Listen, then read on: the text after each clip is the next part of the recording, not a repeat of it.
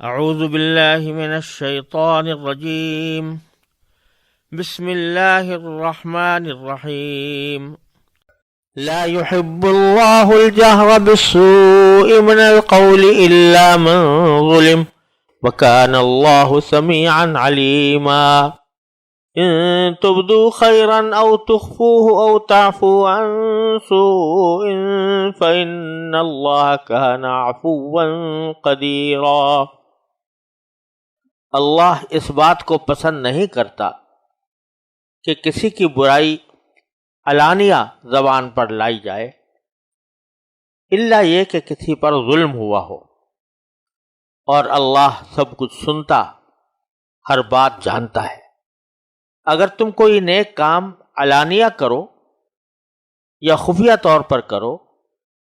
یا کسی برائی کو معاف کر دو تو بہتر ہے، کیونکہ اللہ بہت معاف کرنے والا ہے، اگرچہ سزا دینے پر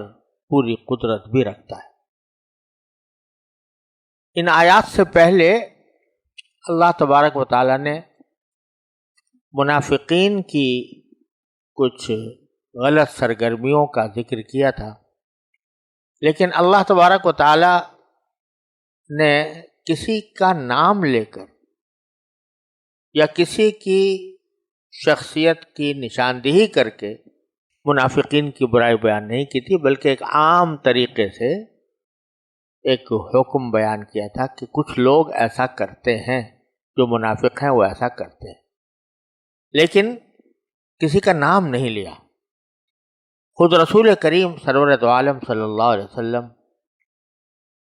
کی عادت مبارکہ تھی کہ اگر آپ کو کسی شخص کی کسی غلطی کا علم ہوتا اور وہ غلطی ایسی ہوتی کہ اس سے دوسرے لوگوں کو بھی غلط راستے پر چلنے کی ترغیب ملتی، تو آپ اپنے عمومی خطاب میں اس خاص شخص کا نام لیے بغیر یہ فرمایا کرتے تھے کہ ما بال اقوام یفعلون کذا، یہ بعض لوگوں کا کیا معاملہ ہے کہ وہ اس طریقے سے کرتے ہیں اور ایسا نہیں کرنا چاہیے، نام نہیں لیتے تھے کسی کا۔ تو بعض اوقات ایسا ہوتا ہے کہ جب اس طریقے سے عمومی طور پر کوئی بات کہی جاتی ہے، جیسے کہ منافقین کے بارے میں پچھلی آیتوں میں کہی گئی، تو اس کے نتیجے میں بعض لوگ کسی خاص شخص کی نشاندہی اپنے یا تو ذہن میں کر لیتے ہیں کہ فلاں شخص کے اوپر یہ باتیں پوری اتر رہی ہیں لہذا وہ منافق ہے، یا جن برائیوں کا ذکر پیچھے کیا گیا ہے یہ فلاں شخص میں پائی جاتی ہیں لہذا وہ اس برائی کے اندر داخل ہے۔ تو اس کا نتیجہ یہ ہوتا ہے کہ غیبت شروع ہو جاتی ہے، اور کسی شخص کی پیٹھ پیچھے اس کی کسی ایسی بات کا ذکر کرنا جو اسے ناگوار ہو، یہ غیبت کہلاتا ہے، اور غیبت بالکل حرام اور ناجائز ہے۔ تو جہاں اللہ تبارک و تعالی نے پچھلی آیات میں ایک عمومی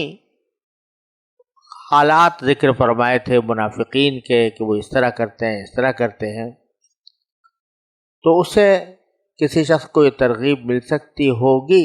یا کسی کے دل میں یہ خیال پیدا ہو سکتا ہوگا کہ یہ اوصاف تو فلاں میں پائے جاتے ہیں، لہذا میں اس کو مطعون کروں اور یہ قرآن کریم کی آیتیں اس کے اوپر چسپاں کروں۔ تو اس وجہ سے اللہ تبارک و تعالی نے اس کے بعد یہ ایک عام حکم دیا کہ لا يحب اللہ الجہر بالسوء من القول الا من ظلم، یعنی اللہ تبارک و تعالی اس بات کو پسند نہیں کرتا کہ کسی کی برائی علانیہ بیان کی جائے،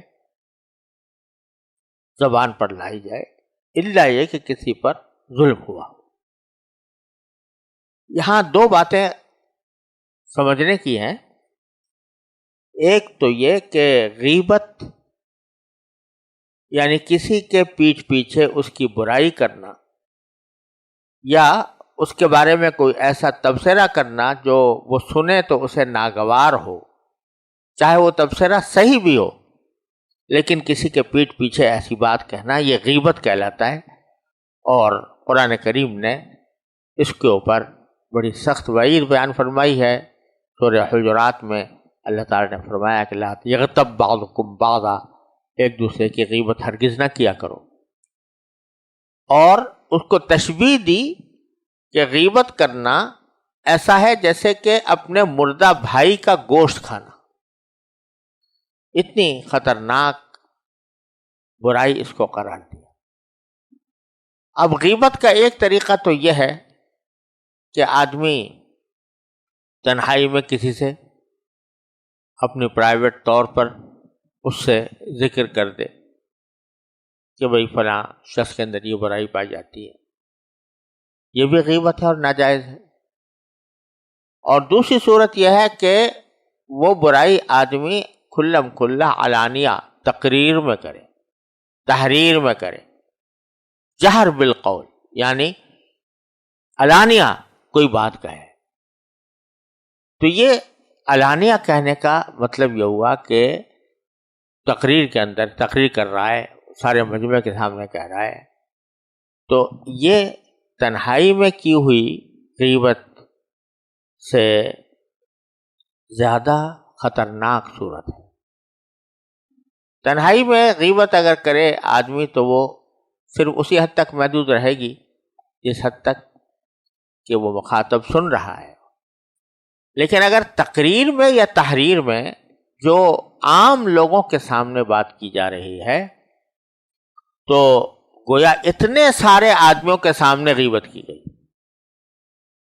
ایک آدمی کے سامنے غیبت کی جائے اور 1000 آدمیوں کے سامنے غیبت کی جائے تو دونوں میں ظاہر ہے کہ فرق ہے، اور وہ غیبت بہت زیادہ بری ہے کہ جو اتنے سارے آدمیوں کے سامنے کی جائے، علانیہ کی جائے۔